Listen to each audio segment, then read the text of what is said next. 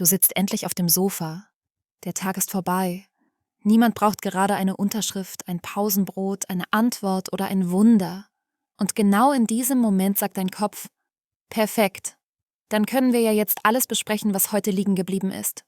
Und gestern. Und 2018 war da übrigens auch noch was. Dein Körper macht Pause. Aber dein Kopf hält gerade einen Vortrag über alles, was du diese Woche falsch gemacht hast. Wenn du das kennst, bleib dran. Denn in diesem Video klären wir 3 Dinge. Erstens, warum dein Kopf gerade dann laut wird, wenn du endlich Ruhe hättest. Spoiler, du bist nicht kaputt. Zweitens, welche Gedankenschleifen dich im Hamsterrad halten und warum manche davon sich sogar wie Arbeit anfühlen. Und drittens, was du heute Abend schon anders machen kannst. Ohne Meditationskurs, ohne perfekte Morgenroutine und ohne dir noch eine Sache auf die Liste zu schreiben, die dann auch wieder traurig neben den anderen Listen liegt. Lass mich dir ein paar Szenen beschreiben. Du liegst im Bett und denkst plötzlich an die Mail, die du nicht beantwortet hast. Du kochst Abendessen, aber in deinem Kopf diskutierst du noch mit deinem Chef. Du scrollst durch dein Handy, weil du Pause willst und fühlst dich danach noch erschöpfter.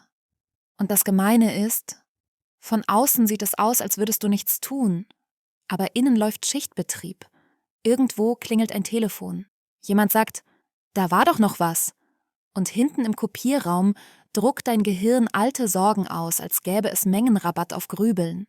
Viele Menschen denken dann: Ich muss mich einfach besser organisieren. Oder andere kriegen das doch auch hin. Aber vielleicht ist das Problem gar nicht, dass du zu wenig tust. Vielleicht ist das Problem, dass dein Kopf zu viele Dinge gleichzeitig tragen soll, ohne Ablage und ohne klares Ende. Manche Menschen ruhen sich nicht wirklich aus. Sie sitzen nur still und überwachen innerlich ihr Leben. Man hat endlich frei und schafft es nicht, frei zu sein. Falls du dich da wiedererkennst, das ist kein Vorwurf. Das ist ein Hinweis, dass dein System gerade zu viel im Kopf lagert. Stopp, Druck rausnehmen. Stopp heißt hier nicht: Hör auf zu denken. Das funktioniert ungefähr so gut wie: Schlaf jetzt sofort ein. Danke für den Tipp. Jetzt bin ich wach und beleidigt. Stopp heißt: Hör auf, dich dafür fertig zu machen, dass du denkst. Denn dein Kopf will dich nicht ärgern. Er versucht, offene Dinge festzuhalten, offene Aufgaben, offene Gespräche, offene Entscheidungen. Alles, was keinen Platz bekommt, bleibt irgendwo im inneren Flur stehen. Und irgendwann willst du eigentlich entspannen, aber dein Kopf sagt: Moment, bevor du dich hinsetzt, hier stehen noch 47 Kartons ohne Beschriftung. Unerledigte Dinge tauchen im Kopf einfach leichter wieder auf als abgeschlossene.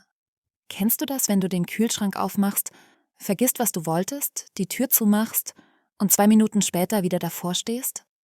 So behandelt dein Gehirn offene Aufgaben. Es schickt dich immer wieder hin, bis die Sache erledigt ist. Und dann kommt der zweite wichtige Punkt. Pause ist nicht automatisch Erholung. Viele Menschen erwarten Laptop zu, Kopf aus. Aber dein Gehirn ist kein Lichtschalter, eher ein alter Drucker. Du hast längst auf Abbrechen geklickt, aber irgendwo innen rattert noch eine Seite raus, vielleicht sogar in Farbe. Und falls du dich fragst, warum dein Kopf das macht, dafür gibt es tatsächlich eine Erklärung. Die Forschung beschreibt ein Netzwerk im Gehirn, das besonders dann aktiv wird, wenn wir äußerlich nichts Zielgerichtetes tun, das Default Mode Network. Es sortiert Erinnerungen, bewertet Situationen, plant voraus, führt Selbstgespräche. Kurz gesagt, dein Kopf macht nicht nichts. Er räumt innerlich auf. Nur leider manchmal wie jemand, der den ganzen Keller auskippt, um eine Batterie zu suchen. Dein Kopf braucht nicht einfach nur Freizeit. Er braucht Signale. Das ist für heute geparkt. Das geht nicht verloren. Kurzer Hinweis an dieser Stelle: Wenn Sorgen, Angst oder Schlafprobleme sehr stark sind oder dich dauerhaft belasten, ist Unterstützung von außen sinnvoll. Dieses Video ersetzt keine Therapie. Aber es kann dir helfen, alltägliche Gedankenschleifen besser zu verstehen. Sort. Was dreht da im Hamsterrad? Jetzt sortieren wir. Denn nicht jedes Hamsterrad sieht aus wie Panik. Manche sehen sehr vernünftig aus. Sie sagen Dinge wie: Ich plane ja nur kurz. Ich denke nur noch mal darüber nach. Und zack, 3 Stunden später sitzt du innerlich immer noch im Meeting mit deinem eigenen Gehirn. Schleife 1. Die offene Aufgabenschleife. Ich muss noch antworten. Ich darf das nicht vergessen. Da war doch noch was. Diese Gedanken entstehen, wenn Aufgaben keinen Platz außerhalb deines Kopfes haben. Dein Kopf ist ein miserabler Lagerraum. Er ist gut im Denken, aber schlecht im Aufbewahren. Trotzdem benutzen wir ihn wie eine Mischung aus Kalender, Notizbuch, Posteingang und Fundbüro. Das Problem ist oft nicht die Aufgabe selbst. Die Aufgabe schwebt einfach im Kopf herum und ruft alle paar Minuten: „Ich bin auch noch da." Sehr charmant, wie ein innerer Staubsaugervertreter. Schleife 2: Die Rollenwechselschleife. Du bist Arbeitnehmer, Elternteil, Partner, Organisator, Problemlöser, emotionaler Airbag und manchmal die einzige Person, die weiß, wo die Ersatzzahnbürsten liegen. Innerlich ist das ein ständiger Wechsel der Abteilung. Du machst Abendessen, aber ein Teil deines Gehirns sitzt noch in der Mail von 14:37 Uhr und sucht eine bessere Formulierung. Du bist nicht müde, weil du ein bisschen Alltag hattest. Du bist müde, weil du innerlich 12-mal die Abteilung gewechselt hast. Und jede Abteilung hat dir noch einen Zettel mitgegeben. Schleife 3: Die Grübelschleife. Das ist die Schleife, die sich als Problemlösung verkleidet. Sie setzt sich eine Brille auf und sagt: Ich analysiere nur kurz. Hätte ich das anders sagen sollen? Was, wenn das schief geht? Warum kriege ich das nicht besser hin? Das Fiese am Grübeln. Es fühlt sich an wie Arbeit. Es trägt sogar einen Blaumann und ein Klemmbrett. Aber in Wahrheit ist es wie ein Navi, das die ganze Zeit sagt: Route wird neu berechnet und nie losfährt. Der Fachbegriff ist Rumination. Wörtlich wiederkäuen. Dein Gehirn kaut auf Problemen herum, ohne je zu schlucken. Hier hilft eine einfache Unterscheidung. Nachdenken führt zu einem nächsten Schritt. Grübeln führt zur nächsten Runde. Schleife 4: Die Wachsamkeitsschleife. Hat jemand etwas vergessen? Ist morgen alles vorbereitet? War da nicht ein Elternbrief? Warum besitzt dieses Haus 24 einzelne Socken, aber keine Paare? Sehr verdächtig übrigens. Das nennt man Mental Load, also die unsichtbare Denklast. Und die besteht nicht nur aus dem, was du tust. Es ist das, was du ständig im Kopf behalten musst. Es ist nicht nur: Morgen ist Sport. Es ist das Sportzeug sauber? Wo sind die Schuhe? Hat jemand den Zettel unterschrieben? Und warum riecht diese Tasche nach einem sehr alten Abenteuer? Diese Schleife fühlt sich oft nicht wie Stress an. Sie fühlt sich an wie Verantwortung. Das ist nicht Entspannung. Das ist innerer Bereitschaftsdienst. Schleife 5: Die Reizschleife. Wenn der Kopf in Bereitschaft ist, suchen wir oft nach einem schnellen Ausgang und greifen zum Handy. Nicht als böser Feind. Das Handy ist eher ein scheinbarer Notausgang. Du willst kurz raus, kurz nicht fühlen, wie laut es innen ist. Das ist verständlich. Das Problem ist nur, das Handy gibt deinem Kopf keine Ruhe. Es gibt ihm neues Material. Du willst deinen Kopf beruhigen und reichst ihm aus Versehen ein Tablett mit 37 neuen Eindrücken. Das ist, als würdest du in einem lauten Raum sagen: Ich brauche kurz Ruhe, und dann die Tür aufmachen, hinter der eine Blaskapelle probt.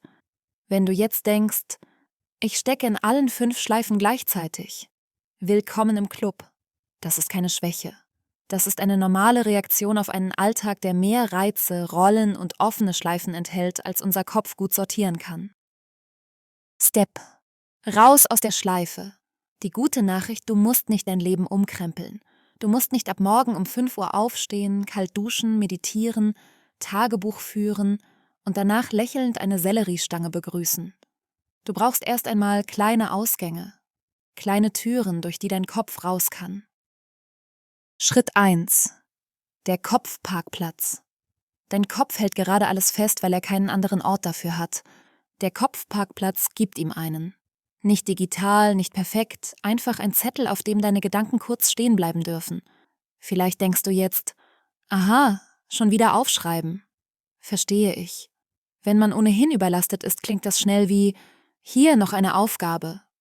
Aber der Kopfparkplatz ist keine Fleißaufgabe. Du schreibst nicht auf, um produktiver zu werden. Du schreibst auf, damit dein Kopf nicht Nachtwächter spielen muss. Heute Abend 2 Minuten. Zettel, Stift, alles raus.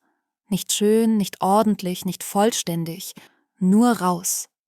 Was muss ich tun? Was muss ich klären? Was darf warten? Der Kopfparkplatz löst nicht dein ganzes Leben, aber er sagt deinem Gehirn: Du musst das nicht die ganze Nacht festhalten, es liegt hier. Schritt 2. Der Feierabendsatz. Danach kommt ein Satz.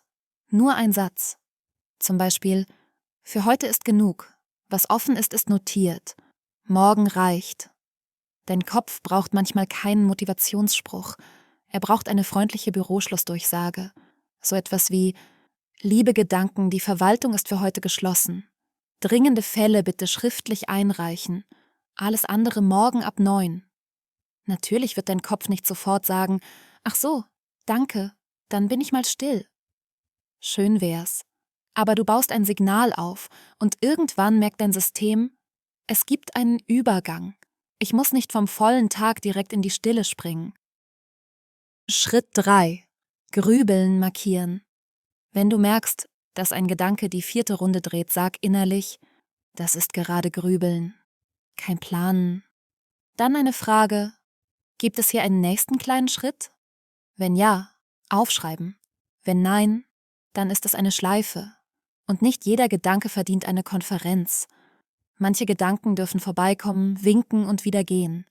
Du musst ihnen nicht Kaffee anbieten und schon gar nicht Kuchen. Schritt 4. Eine echte Mikropause. Einmal am Tag eine Pause, die wirklich weniger Reiz ist. Nicht achtsam mit Klangschale und Bergpanorama, einfach weniger Input. 3 Minuten aus dem Fenster schauen, Tee trinken ohne Handy, einmal um den Block ohne Podcast. Eine gute Pause fragt nicht: War ich abgelenkt? Sondern: Bin ich danach etwas ruhiger? Fazit. Vielleicht ist dein Kopf nicht deshalb so laut, weil du zu schwach bist. Vielleicht war er einfach zu lange die einzige Ablage für alles. Für Aufgaben, für Sorgen, für Termine, für Dinge, die du nicht vergessen darfst und für Dinge, die du heute sowieso nicht mehr lösen kannst. Dann ist Ruhe manchmal nicht ruhig. Dann ist Ruhe der Moment, in dem alles hochkommt, was tagsüber keinen Platz hatte. Deshalb brauchst du nicht noch mehr Druck. Du brauchst einen kleinen Ort, an dem dein Kopf heute Abend etwas ablegen darf. Einen Satz, der den Tag abschließt. Eine Pause, die nicht noch mehr Reize hineinträgt. Und die Erlaubnis, nicht jeden Gedanken sofort ernst zu nehmen. Nicht alles muss heute gelöst werden. Manches darf notiert werden. Manches darf warten. Und manches darf einfach nur ein Gedanke sein, der kurz vorbeikommt. Du musst ihn nicht reinbitten und bewirten.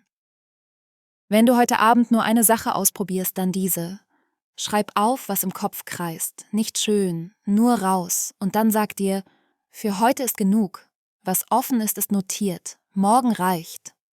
Wenn dir dieses Video geholfen hat, lass mir gern ein Like da. Und wenn du jemanden kennst, dem es gerade ähnlich geht, teile es mit ihm. Manchmal hilft es schon zu wissen, dass man nicht der Einzige ist. Schreib mir in die Kommentare: Hast du einen eigenen Trick, um deinen Kopf abends leiser zu machen? Oder bist du noch auf der Suche? Ich bin gespannt. Wir sehen uns im nächsten Video.